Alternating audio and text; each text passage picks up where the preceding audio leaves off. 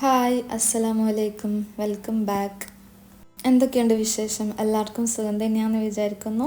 ഇന്ന് ഞാനൊരു അടിപൊളി ചിക്കൻ ബിരിയാണീൻ്റെ റെസിപ്പിയാണ് കാണിക്കുന്നത്. അപ്പോൾ നമുക്ക് നോക്കിയാലോ. അതിനായിട്ട് ആദ്യം ഞാനിതാ ചിക്കൻ മാരിനേറ്റ് ചെയ്ത് വെച്ചിട്ടുണ്ട്. ഒന്നുമില്ല, നമ്മൾ സാധാ മസാല പുരട്ടി വെച്ചതാണ്. മുളക് പൊടി, മഞ്ഞൾപ്പൊടി, ഉപ്പ്, ഇത് മൂന്നും ഇട്ട് ഒന്ന് മാരിനേറ്റ് ചെയ്ത് വെച്ചിന്. കുറച്ച് സമയം ഒന്ന് വെച്ചാൽ മതി. ഇങ്ങനെ ചിക്കൻ ഫ്രൈ ചെയ്തിട്ട് ബിരിയാണി ഉണ്ടാക്കുമ്പോൾ അത് വേറെ തന്നെ ഒരു ടേസ്റ്റാണ്. ചിക്കൻ അവിടുന്ന് ഫ്രൈ ചെയ്യുന്ന നേരം കൊണ്ട് നമുക്ക് ഇപ്പുറത്ത് മസാല ഉണ്ടാക്കാം. അതിനായിട്ട് ഞാനിപ്പോൾ 1 ടേബിൾ സ്പൂൺ സൺഫ്ലവർ ഓയിൽ ഒഴിക്കുന്നുണ്ട്. കുറച്ചേ ഒഴിക്കുന്നുള്ളൂ, കാരണം കുറച്ച് കഴിഞ്ഞാൽ നേരത്തെ ഫ്രൈ ചെയ്ത ചിക്കൻ്റെ ഓയിലും കൂടി ഒഴിച്ചു കൊടുക്കുന്നതാണ്. അപ്പോൾ കൂടി പോകാണ്ട് നോക്കണം. ഇനി ഞാൻ 5-6 ഉള്ളി ഇതുപോലെ സ്ലൈസ് ചെയ്തിട്ട് ഇട്ട് കൊടുക്കുന്നുണ്ട്. കുറച്ച് ഉപ്പും കൂടി ഇട്ട് അതൊന്ന് അവിടെ വഴറ്റാൻ വേണ്ടി വെക്കാം. ഇനി ഇഞ്ചി, വെളുത്തുള്ളി, പച്ചമുളക് ഇങ്ങനെ ക്രഷ് ചെയ്തിട്ട് ഇട്ട് കൊടുക്കാം. അത് നമ്മൾ എടുക്കുന്ന ഉള്ളിക്ക് അനുസരിച്ചിട്ട് ഇഞ്ചി, വെളുത്തുള്ളി എടുക്കാം. പച്ചമുളക് ഞാനിപ്പോൾ 2 എണ്ണമാണ് എടുത്തത്. അത് നല്ല എരിവുള്ളതായതുകൊണ്ടാണ് 2 എണ്ണം എടുത്തത്.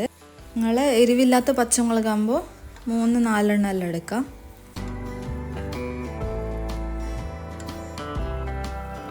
ഇനി ഈ ഉള്ളിൻ്റെ ആ ഒരു പച്ചമണലൊന്ന് മാറി ഒന്ന് വഴറ്റി വന്നാൽ നമുക്ക് നേരത്തെ ചിക്കൻ ഫ്രൈ ചെയ്തെടുത്ത ഓയിൽ ഇതിലേക്ക് ഒഴിച്ചു കൊടുക്കാം.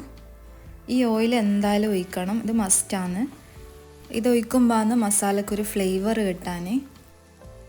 ഇനി ഒരു 1/4 ടീസ്പൂൺ ഗരം മസാലയും കൂടി ഇടാം. വേറെ പൗഡേഴ്സ് ഒന്നും നമ്മൾ ഇതിലിടുന്നില്ല. ഇനി ഇതിലേക്ക് 2 തക്കാളി ഇടാം. ഈ തക്കാളി ഒന്ന് നല്ലോണം വെന്തടിയുന്നവരെ വഴറ്റി കൊടുക്കാം. എന്നിട്ട് നമ്മൾ നേരത്തെ ഫ്രൈ ചെയ്തെടുത്ത് ചിക്കൻ ഇതിലേക്ക് ഇട്ട് കൊടുക്കാം.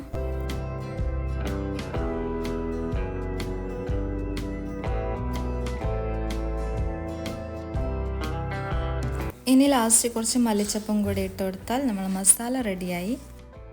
അടുത്തതായിട്ട് ബിരിയാണി റൈസ് ഉണ്ടാക്കുക. അതിനായിട്ടൊരു ബിരിയാണി പോട്ട് ചൂടാക്കാൻ വെച്ചിന്. അതിലേക്ക് കുറച്ച് സൺഫ്ലവർ ഓയിലും ഗീയും കൂടി ഒഴിച്ചു കൊടുക്കാം.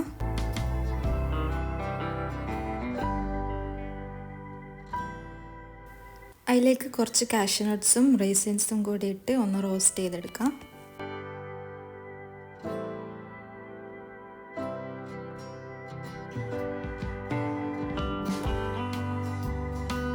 ആ സെയിം ഓയിലിൽ തന്നെ കുറച്ച് ഉള്ളി ഇതേപോലെ നേരെ സ്ലൈസായിട്ട് കട്ട് ചെയ്തിട്ട് അതൊന്ന് ഫ്രൈ ചെയ്തെടുക്കാം.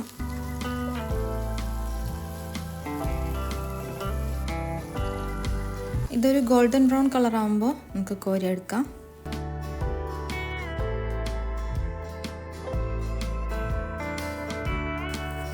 ലാസ്റ്റ് ബിരിയാണി ദം ചെയ്യുന്ന ടൈമിൽ ഇട്ട് കൊടുക്കാനാണ് ഈ ഉള്ളിയും അണ്ടിപ്പരിപ്പും ഒക്കെ ഫ്രൈ ചെയ്തെടുക്കുന്നത്. ഇനി റൈസ് ഉണ്ടാക്കാം. ആ സെയിം ഓയിലിൽ തന്നെ കുറച്ച് സ്പൈസസ് ഇട്ട് കൊടുക്കുക. പട്ട, ഗ്രാമ്പു, ഏലക്ക നമ്മൾ ഫ്ലേവറിനനുസരിച്ചിട്ട് ഇട്ട് കൊടുക്കുക. ഇനി ഇതിലേക്ക് ബിരിയാണി റൈസ് ഇട്ട് കൊടുക്കുക. നേരിയ അരി, ഇപ്പോൾ ജീരകശാല അരിയാണ് എടുത്തത്. എന്നിട്ട് ഈ അരി നന്നായിട്ട് വറുത്തെടുക്കണം. ഇങ്ങനെ വറുക്കുമ്പോൾ അരി വെന്ത് കഴിഞ്ഞാൽ അങ്ങോട്ടും ഇങ്ങോട്ടും ഒട്ടിപ്പിടിക്കൂല. നമ്മൾ ചെറുനാരങ്ങ നീരെല്ലാം ഒഴിക്കുന്നതിന് പകരം ഇങ്ങനെ വറുത്തെടുത്താൽ അങ്ങനെ ഒട്ടിപ്പിടിക്കാണ്ടിരിക്കും. ഇനി ഇതിലേക്ക് നല്ല ചൂടുള്ള വെള്ളം ഒഴിച്ചു കൊടുക്കുന്നുണ്ട്. തിളച്ച വെള്ളം ഒഴിക്കണം. 1 കപ്പ് അരിക്ക് 1.5 കപ്പ് എന്നുള്ള റേഷ്യോയിൽ വെള്ളം ഒഴിച്ചു കൊടുക്കുക. എന്നിട്ട് ആവശ്യത്തിന് ഉപ്പും കൂടി ഇട്ട് ഒന്ന് ഇളക്കിയിട്ട് ഈ ടൈമിൽ മൂടി വെക്കരുത്, ഹൈ ഫ്ലെയിമിൽ അങ്ങനെ വെക്കുക. വെള്ളം വറ്റുന്നത് വരെ വെക്കുക. ഇങ്ങനെ വെള്ളമെല്ലാം ഒന്ന് വറ്റി വന്നു കഴിഞ്ഞാൽ ഈ ഒരു സ്റ്റേജിൽ മൂടി വെക്കുക. എന്നിട്ട് മീഡിയം ടു ലോ ഫ്ലെയിമിലേക്ക് ആക്കി വെക്കുക. കുറച്ച് കഴിഞ്ഞാൽ റൈസ് ഒന്നിങ്ങനെ മറിച്ചിട്ട് കൊടുക്കുക. ഇങ്ങനെ ഒരു 2 പ്രാവശ്യം മറിച്ചിട്ട് കൊടുക്കുമ്പോൾ തന്നെ റൈസ് കുക്കായി വന്നോളൂ.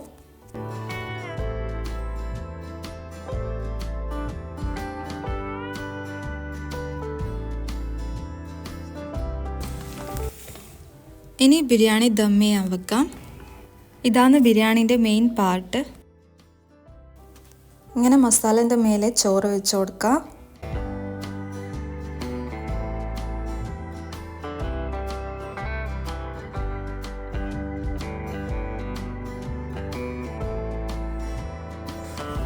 എന്നിട്ട് കുറച്ച് ഗരം മസാല ഇങ്ങനെ സ്പ്രിങ്കിൾ ചെയ്ത് കൊടുക്കാം. പിന്നെ കുറച്ച് ചെറുനാരങ്ങ നീരിൽ ഞാൻ കുറച്ച് മഞ്ഞൾപ്പൊടി ഒന്ന് കലക്കി വെച്ചിന് അതും കൂടി ഇട്ട് കൊടുക്കുക. ജസ്റ്റ് ഒരു കളറിന് വേണ്ടിയിട്ടാണ്.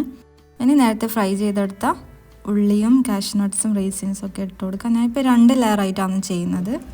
കുറച്ച് മല്ലിച്ചപ്പും കൂടി ഇട്ട് അടുത്ത ലെയർ റൈസ് വെച്ച് കൊടുക്കാം. ഇനി നേരത്തെ ചെയ്ത സെയിം പ്രോസസ്സ് തന്നെ റിപ്പീറ്റ് ചെയ്യാം.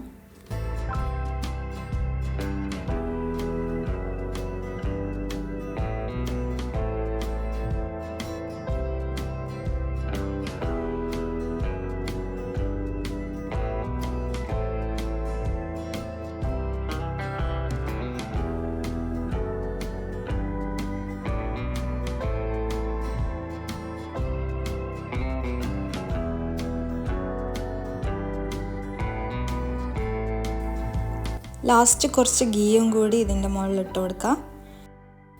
ഇനി ഇങ്ങനൊരു ഫോയിൽ പേപ്പർ വെച്ച് ഇതൊന്ന് കവർ ചെയ്തിട്ട് ഫ്ലെയിം ഓൺ ആക്കുക. ലോ ഫ്ലെയിമിൽ വെക്കണം, എന്നാലേ കറക്റ്റ് ദമ്മാവുള്ളൂ. ഇങ്ങനെ ഫോയിൽ പേപ്പർ വെച്ചാൽ എയറൊന്നും പുറത്തു പോകാതെ നല്ലോണം ദമ്മായിക്കോളും.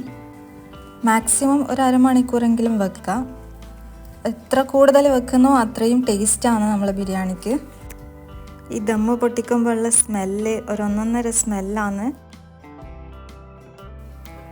ഇനി ഇതിലുള്ള റൈസ് നമുക്കൊന്ന് സെപ്പറേറ്റ് ചെയ്ത് മാറ്റി വെക്കാം.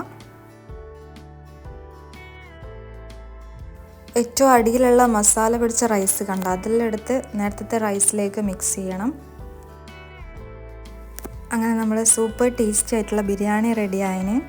അടിപൊളി ടേസ്റ്റാണ് കഴിക്കാൻ. എന്തായാലും നിങ്ങൾ ഒരു പ്രാവശ്യമെങ്കിലും ഇത് ട്രൈ ചെയ്ത് നോക്കണം. പിന്നെ നിങ്ങൾ എങ്ങനെയേ ഉണ്ടാക്കുകയുള്ളൂ. അപ്പോൾ ഇനിയും നല്ല നല്ല റെസിപ്പി ആയിട്ട് വീണ്ടും കാണാം. ഇൻഷാ അല്ലാ. ബൈ.